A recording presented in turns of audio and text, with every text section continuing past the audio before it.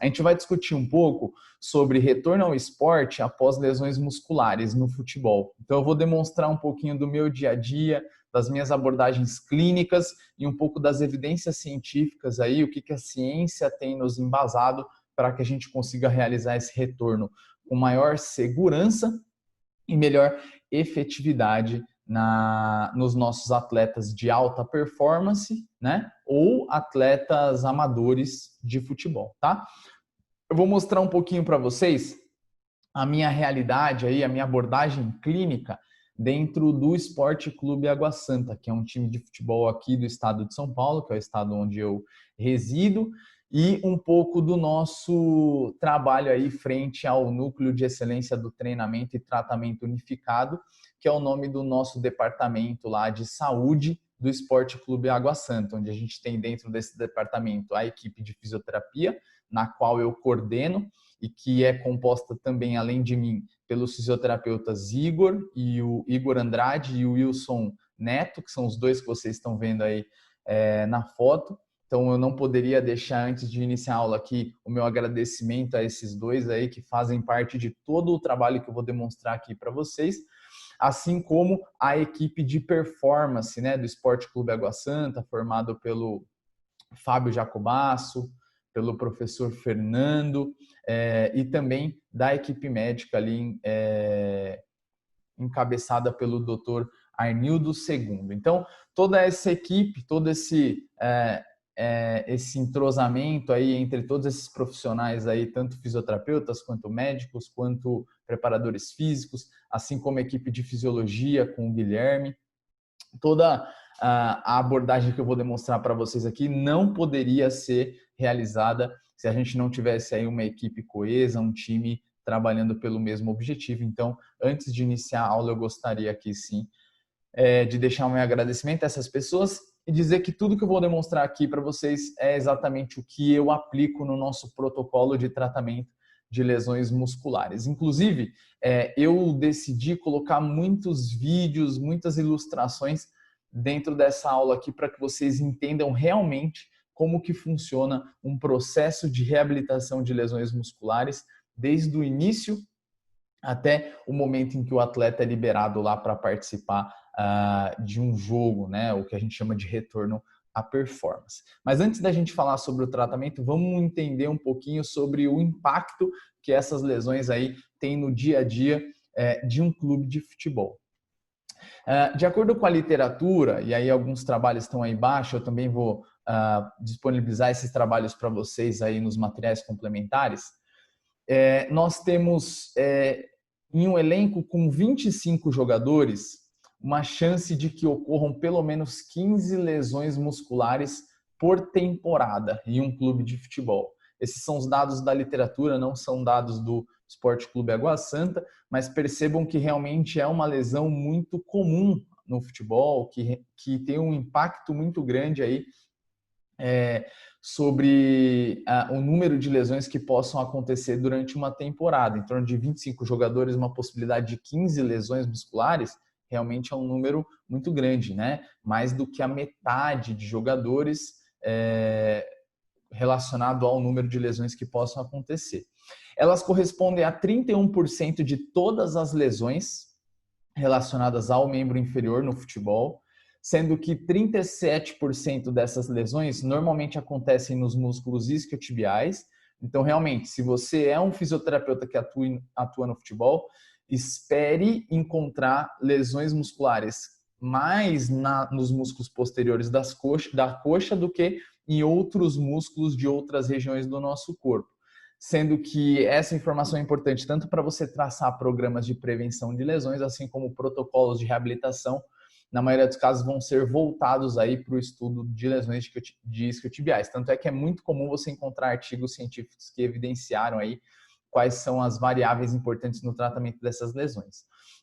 Depois, nós temos a chance de que aconteça lesão aí, em segundo lugar, nos adutores, maior do que no músculo reto femoral, assim como do que na panturrilha. Então, elas estão aí por ordem de importância ou de preocupação, né, para nós, quanto fisioterapeutas, como estratégia de prevenção.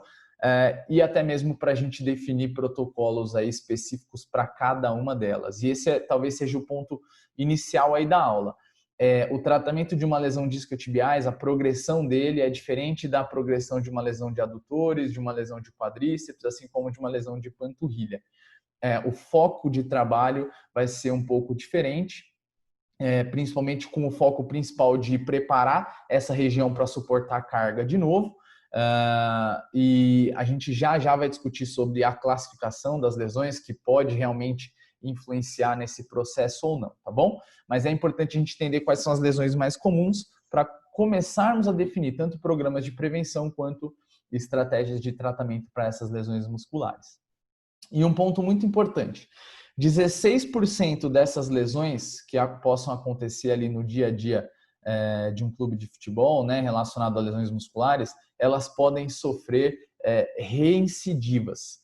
E realmente, uma recidiva de lesão muscular é algo muito ruim para um clube de futebol, porque você vai ter aquele atleta por mais tempo parado, mais gastos para o clube. Além disso, cada relesão que esse atleta tem é uma chance maior que ele apresenta de ter mais uma lesão muscular. Então, talvez um dos pontos principais de um programa de reabilitação, né, de retorno ao esporte, com relação a lesões musculares, é você evitar com que aconteça as relesões ou uma re-ruptura, ou muitas vezes o que a gente fala aí no linguajar popular ali do futebol, né? O atleta bateu e voltou, ou seja, bateu no campo e voltou para o departamento médico. Isso talvez seja uma das coisas que a gente mais tente evitar hoje, quando a gente fala de retorno ao esporte. Por isso que eu abri a aula dizendo que eu vou demonstrar aqui algumas estratégias que nós utilizamos no Água Santa, com o intuito de fazer com que esse retorno seja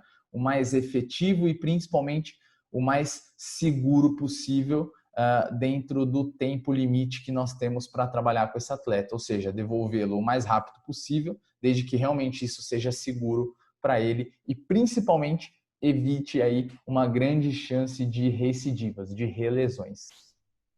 Normalmente, essas lesões, elas levam aí o atleta em torno de 2 a 4 semanas de afastamento. Então, dependendo do nível, do grau da lesão, o atleta pode ficar 2 semanas ali no departamento médico, realizando todo o processo de transição, de retorno ao esporte, em lesões mais tranquilas, mais leves, em graus não tão preocupantes, e isso pode se estender aí para 1 mês, 2 meses, às vezes até mesmo 3 meses de reabilitação em lesões muito graves, tá?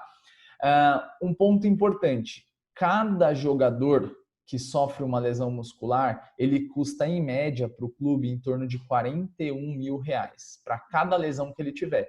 Então imagina um atleta que tem 2, 3 relesões, o quanto que ele já custou, qual é o prejuízo que ele já levou para o clube. Então o nosso papel aí, não só da fisioterapia, mas de toda a equipe de saúde, né, do departamento de saúde, com o objetivo de prevenção de lesões, é primordial até mesmo para evitar aí gastos desnecessários com o clube e, automaticamente, quanto menos lesão você tiver em um grupo de atletas, em um elenco, melhores são os resultados daquele elenco. Então, clubes que terminam nos primeiros lugares de uma liga nacional, por exemplo, no Campeonato Brasileiro, normalmente são os clubes que sofreram menos lesões durante a temporada. Automaticamente o clube gastou menos dinheiro com atletas parados, ele teve os seus principais atletas à disposição do treinador para alcançar melhores resultados, e isso realmente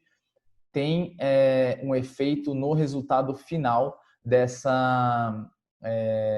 intervenções. Então, um programa de prevenção de lesões é o primeiro ponto antes da gente pensar aí na reabilitação de lesões musculares e etc. O objetivo da aula não é falar sobre prevenção, então eu já vou direto para o tratamento, mas saibam que um programa de prevenção de lesões efetivo, ele coopera e muito para os resultados do clube no final da temporada. Uma coisa importante quando a gente fala de chance de que a lesão aconteça, alguns trabalhos têm demonstrado que durante os jogos a taxa de lesões não tem aumentado. E essas taxas de lesões musculares, elas têm aumentado, sim, durante os processos de treinamento. Então, é mais importante você ficar atento em um dia de treinamento do que um período ali de competição. Parece que essas lesões vão acontecer mais durante esses períodos de treinamento do que durante o período de competição. Não que não aconteça durante um jogo, lógico, mas as taxas, de acordo com o passar dos anos, têm aumentado durante os processos de treinamento, talvez pelo fato dos processos de treinamento terem sofrido aí uma evolução grande e uma exigência grande, principalmente do que a gente chama aí de intensidade, de estímulo, né, dentro do futebol. A gente tem observado uma mudança aí no nível de intensidade com que esses atletas precisam performar, e isso está relacionado, sim, a um aumento aí da incidência de lesões musculares durante os processos de treinamento. Antes da gente falar sobre reabilitação, é importante que nós entendermos sobre o principal mecanismo de lesão dessas lesões musculares. Então, a gente tem dois mecanismos clássicos que uma lesão muscular possa acontecer. O primeiro deles é durante os tiros, né, o que a gente chama de sprints, as corridas em altíssima intensidade, altíssima velocidade, e também durante o chute. Normalmente, durante o sprint, né, que seria, você pode ter a lesão acontecendo na fase de balanço, e aí o grupo muscular mais envolvido nessa fase são os isquiotibiais, assim como você pode ter a lesão acontecendo durante a fase de arranque de um tiro. E aí o grupo muscular mais acometido nessa fase normalmente é a panturrilha. Então, mecanismos de lesões diferentes são relacionados a grupos musculares diferentes, entende? Então, os dois principais mecanismos são chute e aceleração, sendo que durante a fase de balanço da aceleração, por conta do mecanismo de frenagem excêntrica ali dos isquiotibiais, freando a flexão de quadril e a extensão do joelho, você pode ter maior chance de lesar os isquiotibiais, assim como durante o arranque, né, a tirada do pé do solo ali, você tem maior chance de lesão da panturrilha, por conta de um excesso de dorsiflexão nessa fase, um grupo muscular que talvez não esteja preparado para suportar essa demanda, fazendo ali o apoio excêntrico para fazer a transição para o concêntrico durante o arranque. Além disso, você também pode ter a lesão do reto femoral durante o movimento de um chute, fazendo a aceleração da perna para bater na bola. E você também pode ter a lesão de isquiotibiais durante o chute, mas aí na fase de balanço, na fase de desaceleração da perna, bem parecido com o mecanismo que acontece ali durante o sprint.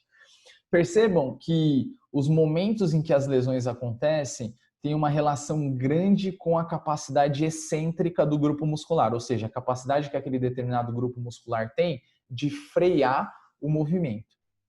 Então, isso vai ser um dos pontos principais do nosso processo de reabilitação. É muito importante entender o mecanismo de lesão exatamente para que você possa preparar o atleta para suportar esse mecanismo na fase final da sua reabilitação e principalmente no seu retorno àquela modalidade esportiva. Já que a maioria das lesões musculares acontecem durante a fase excêntrica, porque você está tendo alongamento dos fascículos, né, musculares, associado à necessidade de frenagem, né, de desaceleração. E normalmente essas lesões elas acometem músculos biarticulares, ou seja, que tem que controlar duas articulações ao mesmo tempo. É o caso dos isquiotibiais tendo que controlar flexão de quadril e extensão de joelho. É o caso do gastrocnêmio tendo que controlar flexão de joelho e dorsiflexão do tornozelo durante a fase excêntrica. E é o caso do reto femoral agindo sobre a flexão do quadril e a extensão do joelho durante um chute. Então, normalmente em músculos biarticulares e principalmente durante a fase excêntrica. Talvez só o reto femoral aí que tenha maior chance de ser lesionado durante a fase concêntrica, durante o movimento do chute. E a mesma coisa pode acontecer com os adutores no movimento ali de chapada, né, de adução de quadril para bater na bola. Então, esses são os principais mecanismos de lesão e são esses mecanismos que eu vou ter que preparar o meu atleta para suportar. Altas intensidades de corrida associados a altos estímulos de potência, de geração de força. Dentro disso, como que essas lesões normalmente acontecem? Hoje existe uma teoria muito grande relacionada à capacidade e demanda, né? Então, a maioria dos atletas, quando se lesionam, eles estão trabalhando numa alta demanda com uma baixa capacidade de suportar essa demanda de treinamento, certo? O que seria uma baixa capacidade física? Seria um indivíduo que tem aí todas essas alterações ou possa ter, né, todas essas dificuldades durante uma fase de reabilitação. Então, durante a fase de reabilitação não, durante a fase de performance, diminuição de força, diminuição de mobilidade, né, flexibilidade, controle neuromuscular, alterações de comportamento, por exemplo, um cara que dorme menos, que come mal, que descansa mal, ele tem mais chance de ter uma lesão muscular do que um indivíduo que descansa bem, é profissional, tem um bom acompanhamento nutricional, assim como indivíduos que têm menor capacidade de força excêntrica, menor mobilidade, que tem uma evidência limitada na literatura que influencie, e uma alteração e alterações de não esteja adaptado para aquele gesto esportivo, né? Não esteja com uma alta capacidade de suportar altas corridas em intensidade, de suportar chutes em alta demanda, ele tem mais chance de se lesionar, normalmente porque ele é exposto a uma alta demanda de treinamento, né? Exposto a uma alta carga de treinamento, ele não é capaz de suportar essa carga de treinamento. Na maioria dos casos, as lesões acontecem por isso. E a gente sempre imagina, né? O ideal seria, então, deixar esses caras em demandas baixas e o mais capazes de suportar a carga possível. Mas isso daqui não é uma realidade no esporte, porque a partir do momento que você expõe um atleta a uma demanda de treinamento muito baixa, ele começa a involuir, ele não evolui dentro do processo de treinamento, e aí esse time aqui provavelmente nunca vai ser campeão, nunca vai chegar em altos níveis de performance, porque esses atletas não estão desenvolvidos para conseguir desenvolver uma boa performance, né? Eles não foram adaptados a isso. A gente sempre tende a imaginar que o ideal seria essa balança aqui equilibrada, né? Níveis de demanda ideais, de acordo com capacidades físicas ideais, mas, de novo, se esse atleta se manter aqui, ele não evolui, e normalmente na alta performance a gente sempre quer buscar a evolução para alcançar níveis de performance maiores. Então, basicamente, quando a gente fala de capacidade, né, e demanda ou controle de carga de treinamento ajustado às capacidades físicas dos nossos atletas, normalmente eles vão ter que realmente treinar sempre um pouquinho mais do que eles suportam para que essas capacidades sejam estimuladas e sejam trabalhadas para que eles evoluam. Então, normalmente, quando a gente fala de prevenção de lesões, o segredo aqui, um dos principais pontos que se discute hoje é você ajustar essa exposição à carga cada vez maior para que ele suporte as evoluções, mas sempre de uma forma controlada. E o que acontece na maioria dos casos quando a gente lida aí com atletas em que chegam ao ponto de ter uma lesão muscular ou de se lesionar, é porque as capacidades físicas dele, ou seja, ele como um todo, não simplesmente força, por exemplo, todo isso envolvido não foi capaz de suportar a demanda que foi exposta a ele. Pode ser uma demanda de jogo, pode ser uma demanda de treinamento e etc. E aí, quando essas lesões acontecem, esses atletas vão dar entrada lá no departamento médico, né, no departamento de saúde, após passar aí uma consulta com o médico, vai passar lá com o fisioterapeuta. E o primeiro ponto, antes da gente iniciar o tratamento e traçar um protocolo, uma periodização de exposição à carga para esse atleta, de acordo com a patologia que ele apresenta, as características que ele apresente, é você classificar essa lesão. Normalmente a gente define as estratégias de progressão de carga e progressão de tratamento baseado nas classificações. Existem duas classificações bem clássicas hoje de lesão muscular, que basicamente elas definem esses graus de lesão de acordo com o número de fibras que foram lesionadas. Existem outras subclassificações que não vale a pena eu abordar aqui, senão a aula ia se estender muito e eu não tenho tempo para isso, tá? Mas normalmente você classifica de acordo com a localização, então se foi uma lesão miofacial, por exemplo, no ventre do músculo, se foi uma lesão na junção miotendínea ou se essa lesão se estendeu para o tendão, que seriam lesões mais graves aqui nesse caso e lesões aqui um pouco mais simples quando você tem somente o envolvimento do ventre muscular. E, de acordo com a gravidade, ela é considerada de grau 0 até o grau 4. Então, grau 0 seria um momento em que você tem simplesmente uma tensão muscular, um espasmo muscular, você não tem ruptura de fibras musculares. No grau 1, você tem ruptura de fibras menor do que 10% da quantidade total de fibras daquele músculo.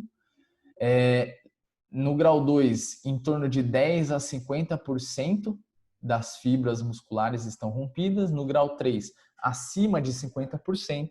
E no grau 4, você teria uma ruptura total associada a essa lesão muscular. Por que é importante classificar essas lesões? Grau 0, você tem um prognóstico de melhora mais rápida, um prognóstico melhor, uma lesão mais simples de ser tratada, até o grau 4, que é um prognóstico ruim, né? Que o paciente vai evoluir muito tempo ali dentro do departamento de saúde, durante o seu processo de reabilitação. Além disso, quanto mais no ventre muscular a lesão for, maior é a taxa de cicatrização, mais rápido você pode evoluir no protocolo, assim como você evolui mais rápido aqui no grau 0 do que no grau 4. E quanto mais próximo do tendão, ou até mesmo se você tiver envolvimento da ruptura de fibras tendíneas, você precisa evoluir de uma forma mais gradual durante esse processo.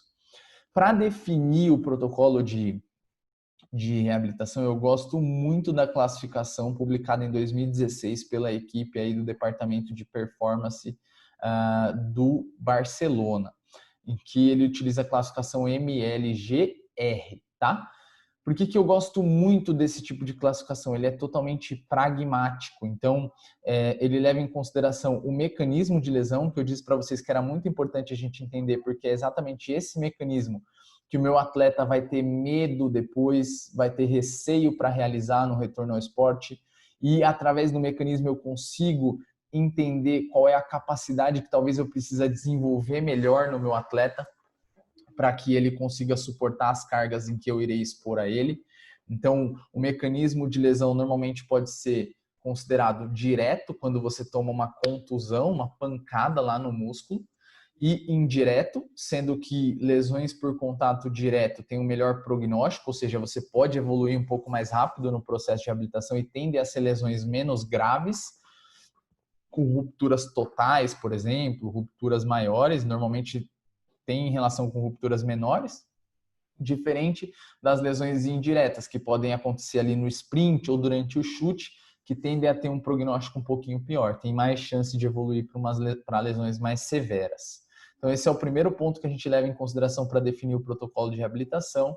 Depois, a localização, assim como a classificação anterior que eu demonstrei para vocês. Se você tem uma lesão mais proximal, mais distal, mais no meio do ventre muscular, ou na junção miotendínea, ou uma lesão que se estenda para o tendão. Então, desde lesões no ventre, você tem um prognóstico melhor, pode evoluir mais rápido, e lesões que têm envolvimento da junção miotendínea e do tendão, é importante que você evolua gradualmente, um pouco mais devagar.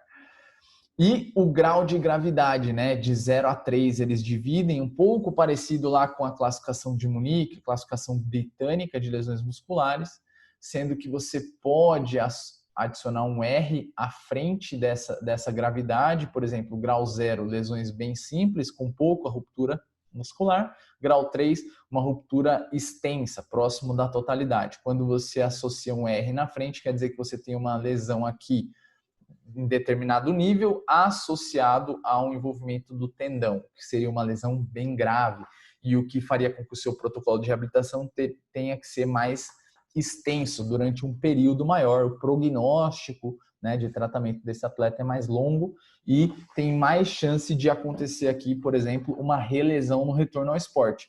Por isso que esse retorno precisa ser mais longo e os critérios de definição desse retorno precisam ser muito mais rigorosos, tá?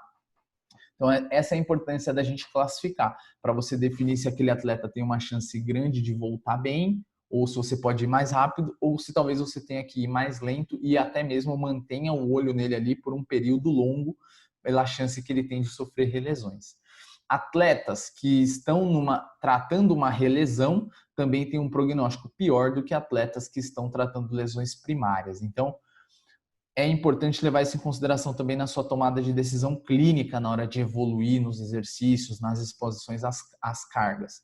Se é uma relesão que você está tratando, é melhor que você tenha mais parcimônia na evolução, assim como se é uma lesão primária, você pode começar a evoluir um pouco mais rápido e expor esse cara à carga de uma forma mais vigorosa o quanto antes, desde que isso seja seguro, de acordo com os outros critérios que a gente já discutiu. Além da classificação baseada em exames de imagem, que são essas que eu estou demonstrando, mecanismo de lesão, localização, como o Barcelona preconiza, né, em 2016, aí nesse artigo que está aqui abaixo, através das apresentações clínicas do atleta, você também pode suspeitar do mecanismo, ele vai te contar como que a lesão aconteceu, você também pode suspeitar da gravidade de lesão, então você também tem correlações clínicas com a gravidade da lesão em exames de imagem. Então, você, durante a sua primeira abordagem, mesmo que o atleta ainda não fez um exame de imagem, você já consegue definir qual é a possível lesão que ele teve e como você pode abordar ele inicialmente.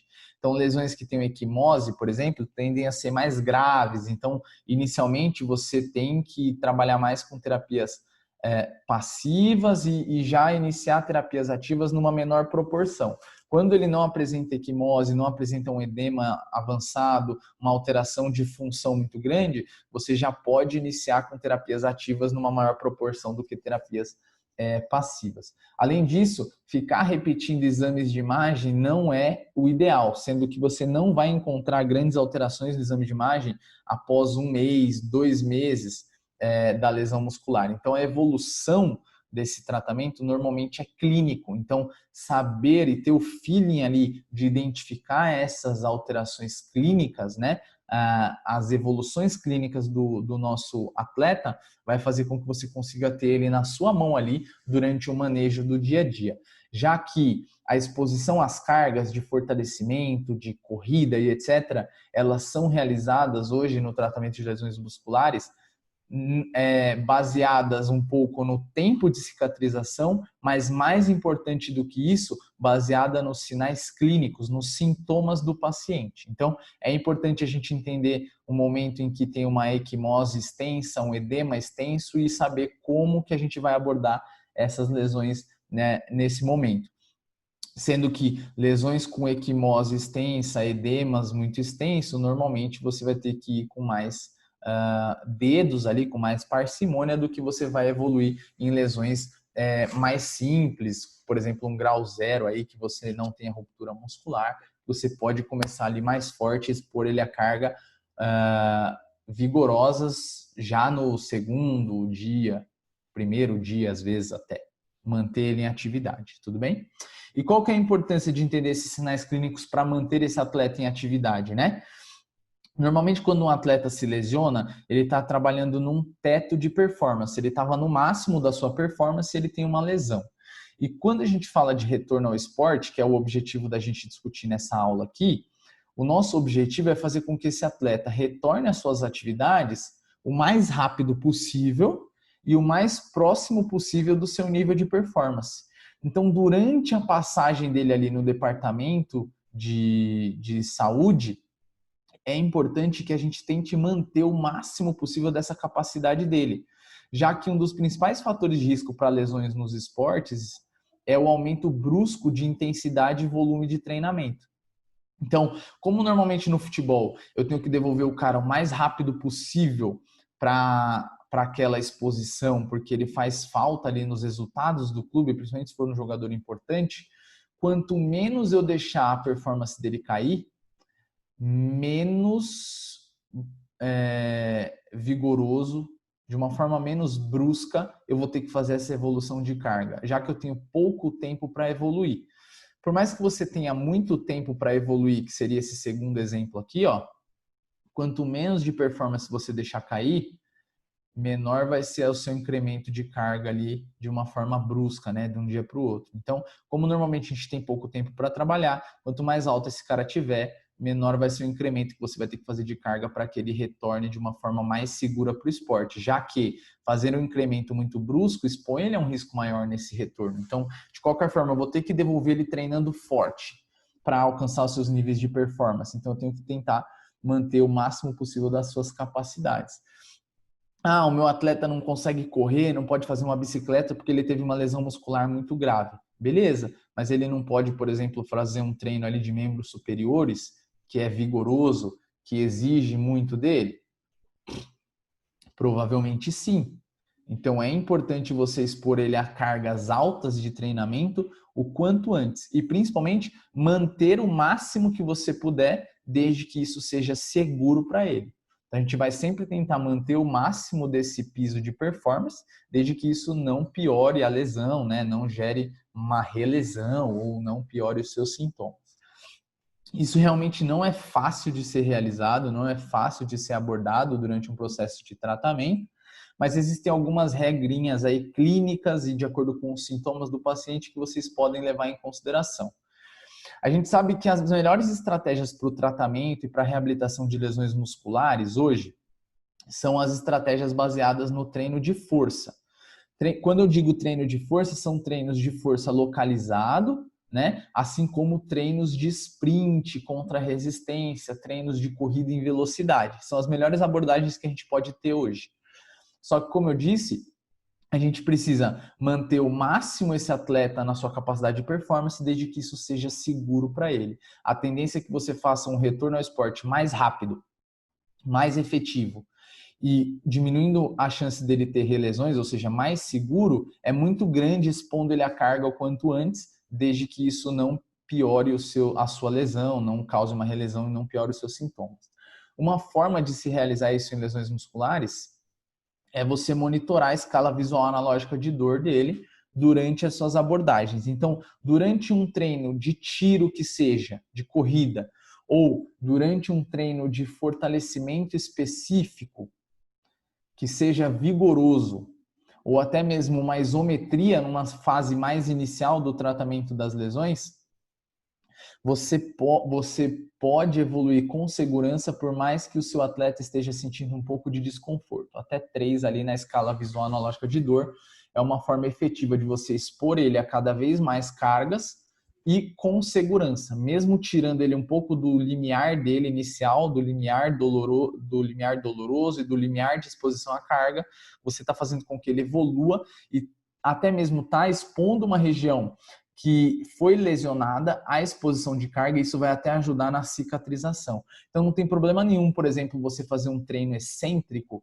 com 3 dias, 4 dias de lesão, desde que os sintomas e os sinais clínicos daquele local sejam respeitados durante a sua abordagem. Então, se você fizer um treino de fortalecimento, ou até mesmo um treino de exposição à corrida, um treino de exposição à prática do futebol, bater na bola, etc., se você estiver respeitando esses sintomas aqui, ó, a tendência de que você esteja evoluindo com segurança é muito grande e até esteja evoluindo de uma forma interessante para expor esse cara a cada vez mais cargas de treinamento e ele vai se adaptando a essas cargas de uma forma mais segura, sem causar uma reagudização aí dos sintomas. Fechado? Quando a gente fala de treino de força, o treino excêntrico é primordial durante uma reabilitação muscular, seja de isquiotibiais, seja de panturrilha, seja de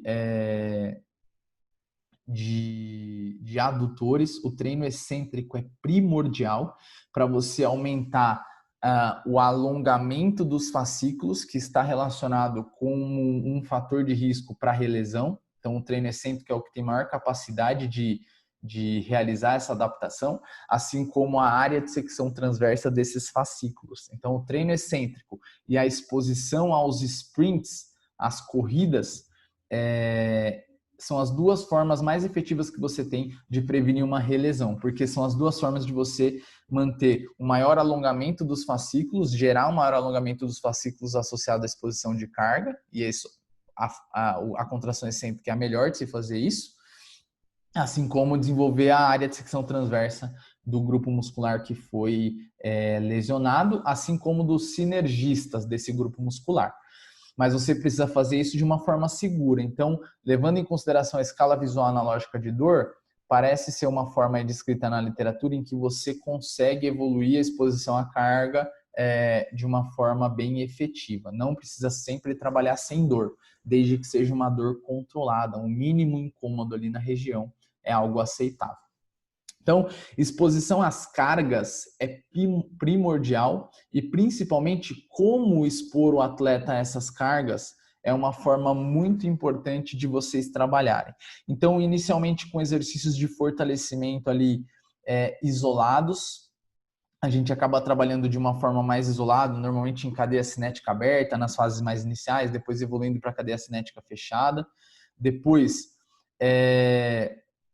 que você conseguir um nível aceitável de força em apoio unipodal, você, como um critério de evolução, você pode expor esse atleta a treinos de salto bipodais.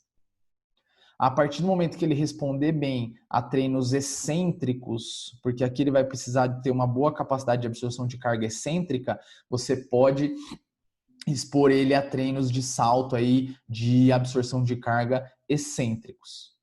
Depois disso, você pode começar a progressão de carga para trabalhos pliométricos, né, de contração, de alongamento e contração cíclicos aí em apoio unipodal.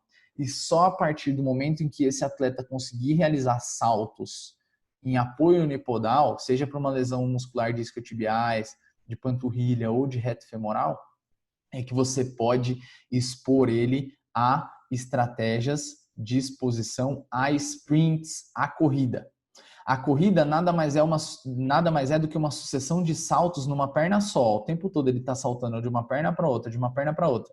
Não faz sentido você botar um cara para correr na esteira antes de ter treinado salto numa perna só com ele, porque é isso que ele vai ter que fazer durante toda a atividade.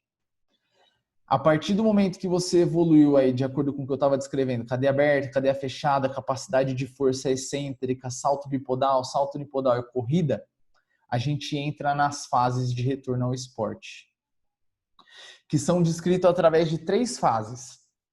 Retorno à prática, que é quando esse cara treina ali isolado do grupo, normalmente fazendo um treino mais controlado ali, mas lembra, ele precisa estar correndo antes. Olha, ele vai ter que fazer exercícios de deslocamento anterior, posterior, lateral. Então, ele precisa ter realizado a corrida antes.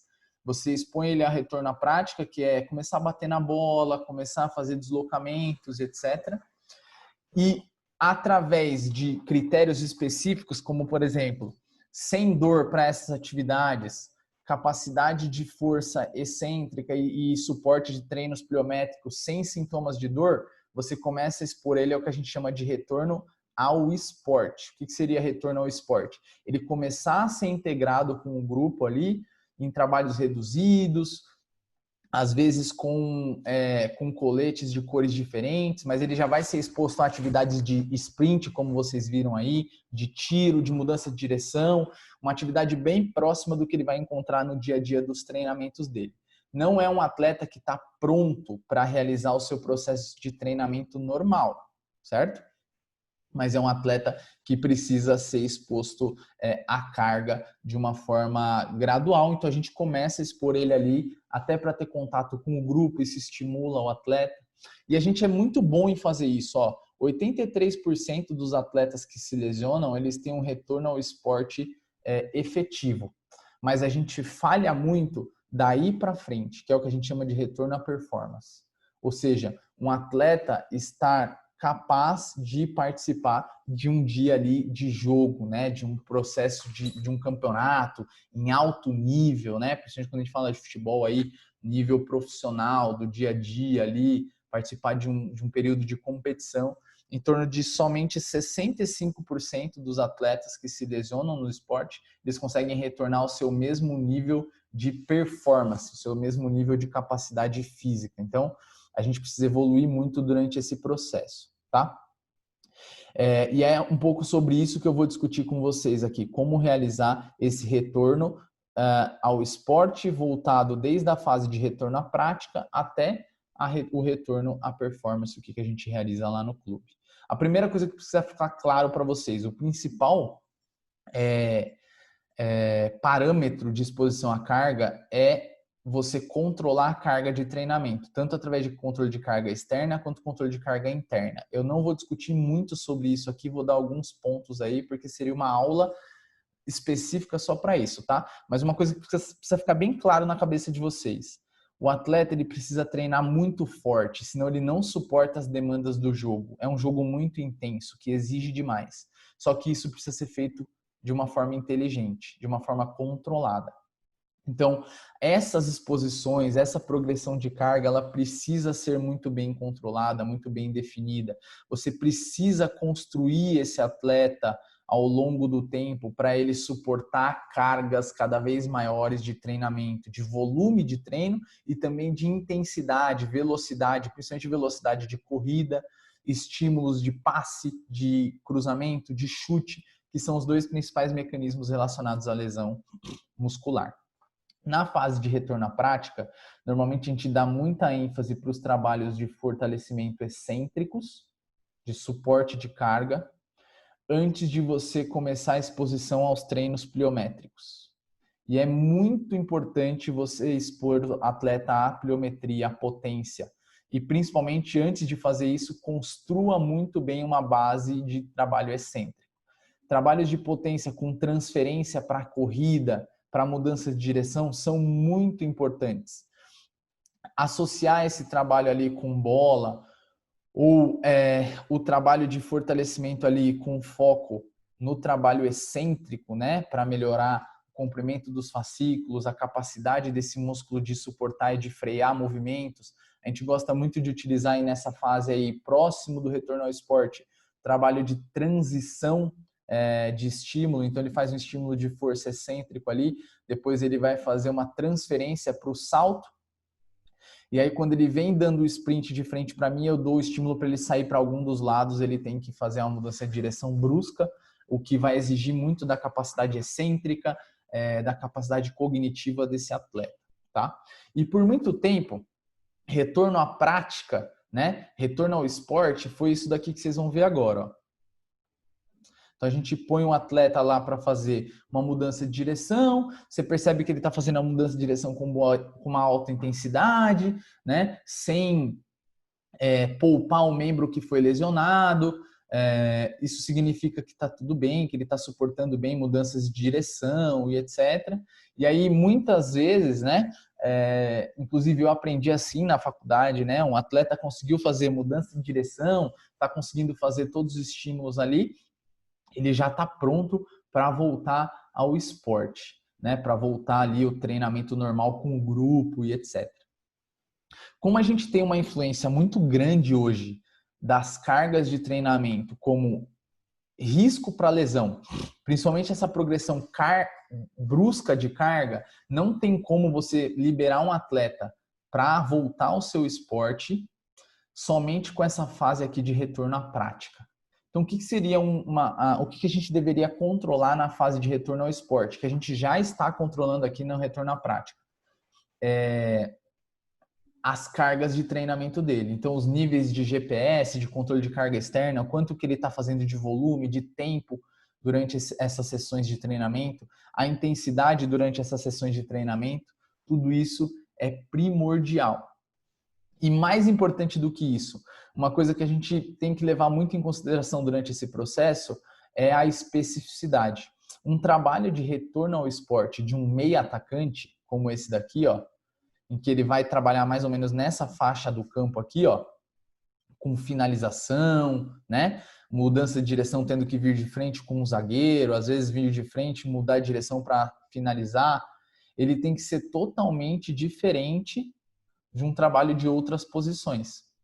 Então, normalmente fazer esse retorno ao esporte na faixa de campo que esse cara vai trabalhar e com estímulos parecidos com o que ele vai encontrar ali no treino, não estou nem falando de jogo ainda, é de treino, eu estou preparando ele para voltar para o treino normal com o time, com a equipe. Não dá para fazer o mesmo trabalho ali na faixa, ali do ladinho do campo, que eu faço com meia, o mesmo trabalho que eu vou fazer com lateral. Então, com o lateral, o trabalho já seria totalmente diferente. Eu vou ter que trabalhar na faixa de campo ali em que normalmente ele trabalha, né? Então, toca no volante, vem receber, joga no fundo para o atacante. É um trabalho totalmente diferente, uma exposição à carga, necessidades de exposição à carga totalmente diferentes. Então, tanto o controle de carga, de volume, de intensidade de treinamento, assim como a exposição ao gesto, a demanda que vai ser imposta a ele, na mesma faixa de campo em que normalmente ele vai trabalhar durante os processos de treinamento e de jogos, é muito importante. E não é só fazer os bonequinhos bonitinhos ali para você programar um treinamento, colocar uns conezinhos bonitos ali. Tudo isso precisa ser feito com objetividade, com controle. Então ele está fazendo uso de um GPS, a gente está controlando ali a intensidade dos estímulos, a distância de um cone para o outro é uma distância exata do quanto que a gente quer que ele faça estímulos de alta intensidade, 5 metros, 10 metros, 20 metros. Normalmente a gente ajusta tudo isso de acordo com o que esse cara vai encontrar no processo de treinamento. Então, por exemplo, normalmente, durante uma sessão de treinamento de um jogador de futebol, ele percorre aí em torno de 3 a 5 quilômetros por sessão de treinamento. Eu não posso colocar um cara que teve uma lesão muscular para treinar com um grupo normalmente, se eu não tiver certeza que ele suporta essa sessão de treinamento de pelo menos 3 quilômetros. Então, no nosso protocolo de reabilitação de retorno ao esporte, um atleta, por exemplo, que tinha uma média de 3 a 5 quilômetros por sessão de treinamento ali percorridos, eu não posso devolver ele pro trabalho com a equipe, com o grupo, antes de ter certeza que ele suporta esse volume dividido nessas intensidades aqui, que é a intensidade que normalmente ele faz nos treinamentos. Em torno de 50% desses 3 quilômetros, ele realiza em baixa intensidade. Em torno de 25% desses 3 quilômetros, ele realiza em moderada intensidade. E em torno de 25% desses 3 quilômetros, ele realiza em alta ou altíssima intensidade. Então, um trabalho de transição, de retorno ao esporte, ele precisa expor esse atleta a essas cargas de treinamento de uma forma gradual, construída, para que você vá construindo esse atleta para suportar as cargas de treinamento que ele vai encontrar lá no seu dia a dia, junto com a sua equipe. Então, normalmente, por exemplo, se você quiser completar um volume de treinamento de 3 quilômetros em uma sessão, o que vai dar em torno aí de uns 40 minutos de trabalho no total, um campo de futebol ele tem 50 metros na linha de fundo, 50 metros na outra e 100 metros mais ou menos nas linhas laterais. Então você vai ter em torno aí de uns 300 metros quando esse cara completar uma volta total aqui nesse campo. Cada volta que ele der, então ele percorreu 300 metros. Se eu quiser que ele percorra 3 quilômetros durante a minha sessão de treinamento, é só eu dar 10 voltas no campo com ele e eu sei que ele vai percorrer aí próximo de 3 quilômetros de estímulo ali durante o meu trabalho. Por que é importante quantificar isso? A partir do momento que ele conseguir completar isso, não sentir dor, não tiver uma dor muscular tardia muito importante, não aumentar o edema, não apresentar sinais clínicos de que ele não respondeu bem à carga, eu tenho muito mais segurança para começar a soltar ele com o grupo do que a gente fazia antes, só realizando ali os movimentinhos de lateral, frente, costas. Ele tá bem, não sentiu nada, já tá pronto para treinar com o grupo. Esse cara voltava para o grupo um pouco no escuro. E isso é uma das coisas que mais coloca um departamento médico, né, departamento de saúde, fisioterapia, performance, em xeque em um clube de futebol. Esse retorno às atividades, retorno ao esporte, com os atletas batendo no treino e voltando para o departamento médico. Ele bate lá, não se dá bem com a exposição de carga, volta para o departamento médico. Ou às vezes tem até uma relesão. Então, uma chance de você diminuir essa relesão ou com que os atletas se machuquem de novo é você construir ele para que ele suporte as cargas que ele vai encontrar lá no treino. A sua chance de que esse cara bata lá e não suporte isso e volte é muito menor, porque você já expôs ele à carga que ele vai ter que segurar lá. Você já tem certeza que ele controla. E mais importante do que controlar o volume total, é você ter certeza que ele controla esse volume total, que ele suporta esse volume total, dividido nas intensidades em que normalmente isso vai acontecer. Então, nesse trabalho aqui, ó, esse cara aqui é o meu atleta e eu tô aqui no meio. Em alguns momentos ele vai tocar a bola para mim como se ele estivesse num campo de jogo e ele vai percorrer esse campo aqui, ó, até completar 300 metros de distância total. Foi uma série, a gente faria 10 séries com ele. Sendo que eu dividi aqui as faixas de campo nas intensidades que ele tem que trabalhar. Quando ele vai trabalhar em baixa intensidade, que é a maior parte do tempo, ele precisa estar com um PSE, aí, a percepção subjetiva de esforço, em torno de 4, ou seja, ele tem que estar sentindo que o estímulo é leve. Quando ele for trabalhar a intensidade moderada, que vai ser aqui nessas faixas aqui atrás do campo, ele tem que estar pedindo aí ele tem que estar sentindo aí uma intensidade moderada, que seria um PSE próximo de 6, entre 4 e 9, próximo de 6. E nos estímulos de alta intensidade, que são onde estão os cones aqui, ele vai ter que percorrer com o máximo de intensidade que ele tem, ou seja, uma percepção subjetiva de esforço de alta ou altíssima intensidade, o máximo dele. Então, como que a gente vai fazer isso?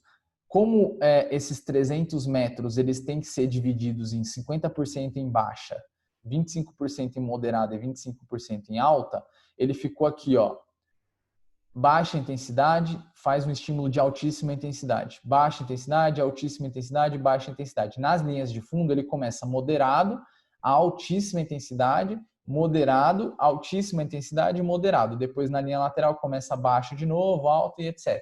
Então, vocês vão ver como que seria esse trabalho. Então, ele começaria ali, ó, baixa intensidade, né?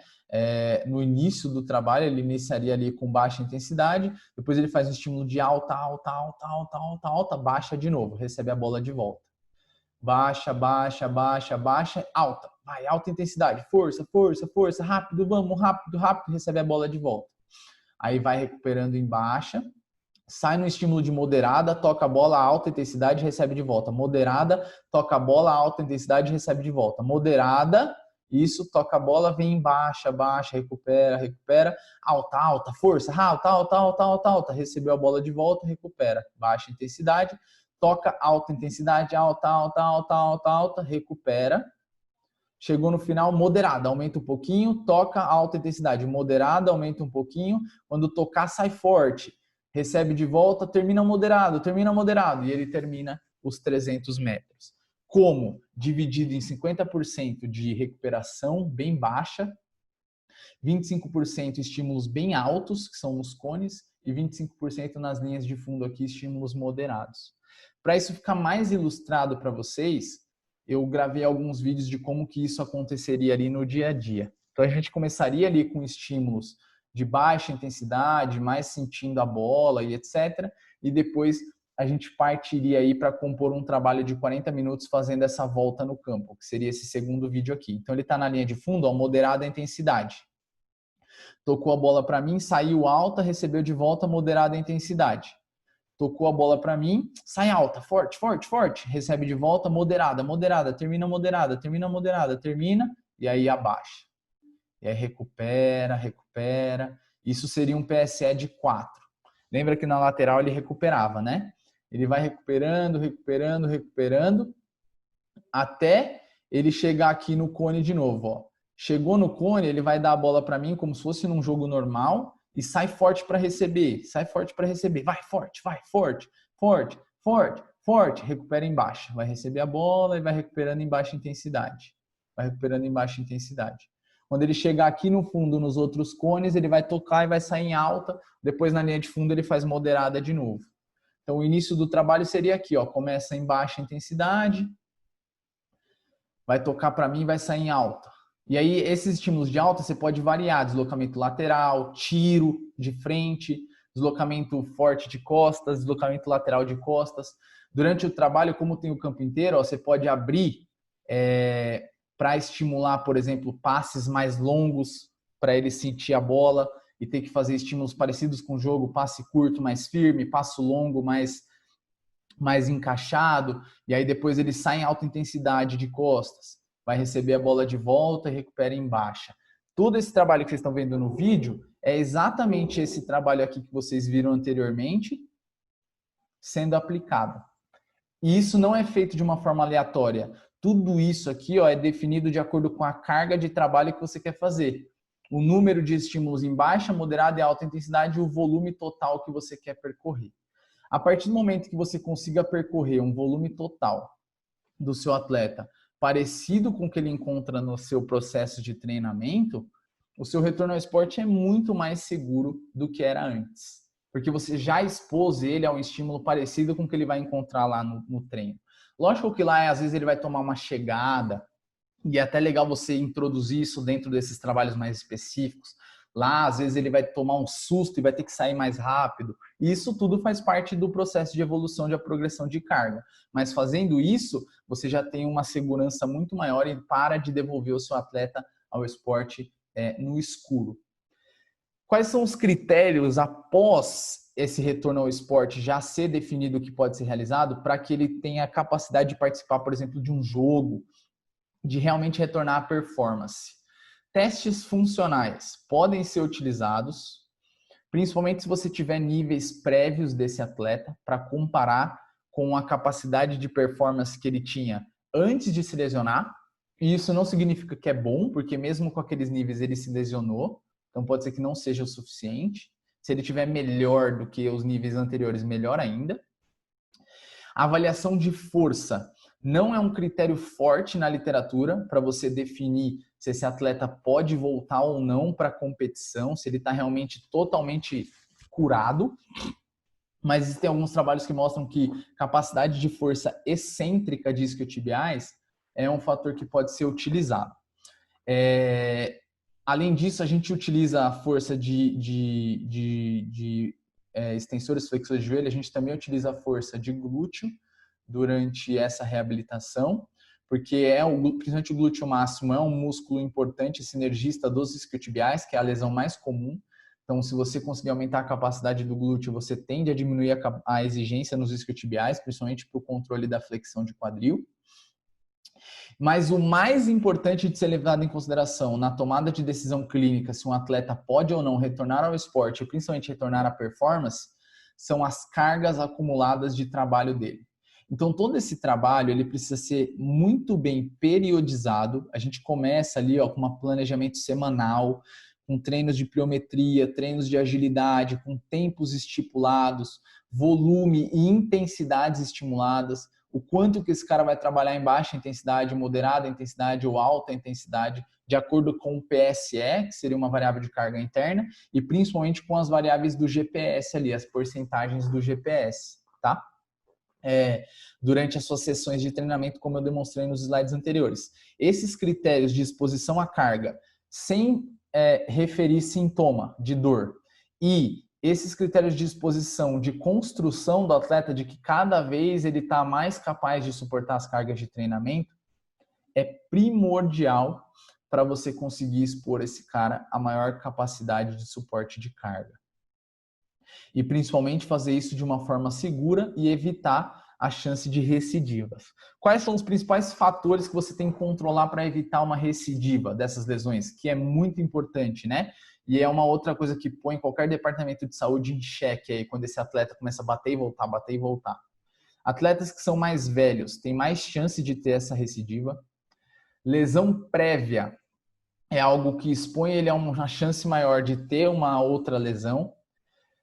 Alterações ou déficit de flexibilidade não é algo que você tem que se preocupar muito, existe uma evidência limitada que seja um fator importante. Com relação à força muscular, diminuição de força excêntrica do grupo muscular envolvido parece ser um fator importante.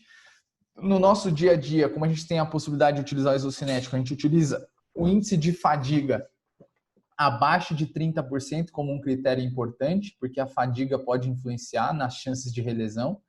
Um atleta que, e principalmente as cargas de treinamento, por isso que essas cargas são tão importantes, por isso que eu dei tanta ênfase a elas.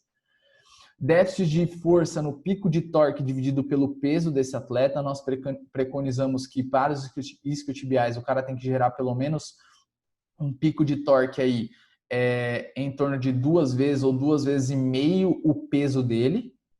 E alguns trabalhos da literatura trazem que se você tem, logo após o retorno ao esporte ali, ainda um déficit de 20% comparado com a perna contralateral, que não é um dos fatores que eu gosto de utilizar muito, porque você comparar uma perna com a outra pode ser que você esteja se enganando, porque se a outra perna estiver ruim, você acha que a perna que você está tratando está boa, as duas podem estar niveladas, mas podem estar niveladas por baixo. Mas a literatura traz como um critério, se após esse retorno ao esporte o cara ainda tiver um déficit de força de em torno de 20%, existe uma grande chance de que ele tenha uma recidiva, que ele tenha uma relesão. Então, esses fatores são muito importantes de serem utilizados como critérios de alta, principalmente para evitar a possibilidade de uma relesão. É importante você controlar isso nesse processo de retorno à performance, principalmente. Tanto para isquiotibiais quanto para adutores. Para adutores, a gente também utiliza a razão agonista, antagonista aí de abdutores e adutores, sendo que os adutores eles não podem ser mais do que 2 vezes mais fracos do que os abdutores.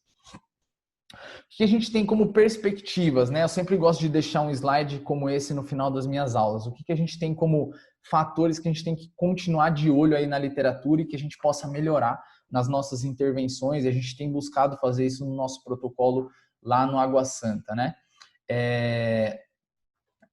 Estudos prospectivos ainda são escassos na literatura para definir prognóstico dessas lesões, qual o tempo de evolução, como que a gente tem que progredir e principalmente como que a gente consegue preveni-las, porque existem poucos fatores de risco claros na literatura para você atuar sobre eles. Uma coisa que é muito importante, eu falei durante toda a aula, esses caras precisam treinar forte, mas isso precisa ser feito com inteligência. A gente precisa manter a performance deles no máximo possível, desde que isso seja seguro. Por isso, manter com inteligência. O controle multifatorial, né, ou seja, controlar todos os possíveis fatores de risco durante a prevenção, assim como durante a reabilitação, é primordial. Sono, recuperação, nutrição, além dos fatores relacionados à força, capacidade excêntrica, pliometria, sprints, exposição à corrida, que é tão importante hoje e se fala tanto na literatura. E é muito importante que durante esse processo você sempre esteja reavaliando o seu atleta e reprogramando a periodização ali do processo de exposição à carga deles, de acordo com o seu aumento de capacidade de suportar essas cargas, sempre de uma forma gradual e observando os sinais clínicos e os sintomas relacionados à dor após essa exposição à carga. E lembra que um pouquinho de dor é até interessante, desde que seja controlado. Queria agradecer muito a atenção de vocês. Obrigado pela oportunidade de conseguir discutir com vocês um pouco do meu trabalho frente à coordenação da equipe de performance e equipe de fisioterapia do Esporte Clube Água Santa. Fala, seus tiriça! Mais um vídeo aqui no YouTube. Se você gostou, clica aqui no link de curtir e compartilha para os seus amigos, que a gente vai falar muito sobre fisioterapia aqui.